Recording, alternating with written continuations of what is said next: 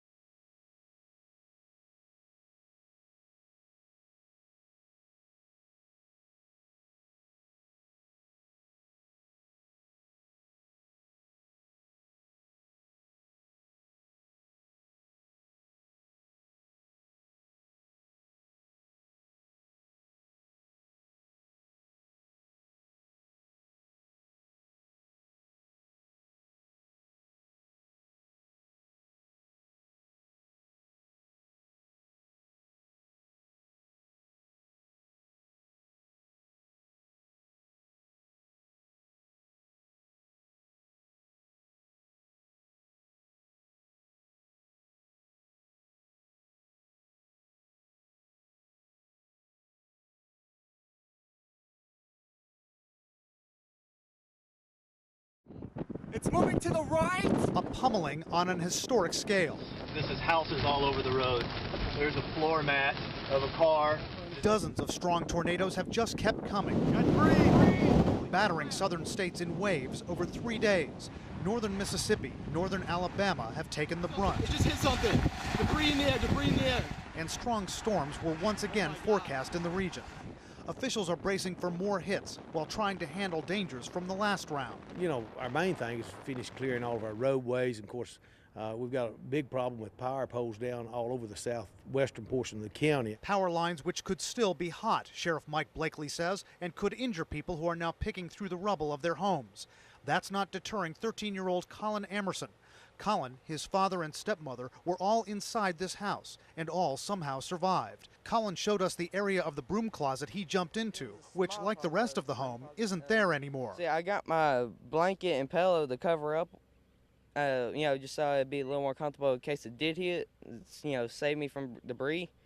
As soon as I just got down, not even getting to cover myself up with the blanket, it just hits and I black out. It seems most of the people in this neighborhood paid attention to the warnings to get out. Officials were telling people if you live in manufactured homes with light material, you had to leave them. But here it didn't really matter. This is what's left of an apartment complex, and even solidly built homes in areas like this were just completely blown away. Sandra Davis and her husband James saw most of their home pulverized. Sandra was in the duplex with her daughter, son-in-law, and grandchild when she heard that terrifying roar. They held on and made it out. I was in the bathroom with my dog, hid under a big old futon. and laid close to the floor. What is your feeling now about coming back here and living in a place? I wouldn't live here. There was no shelter.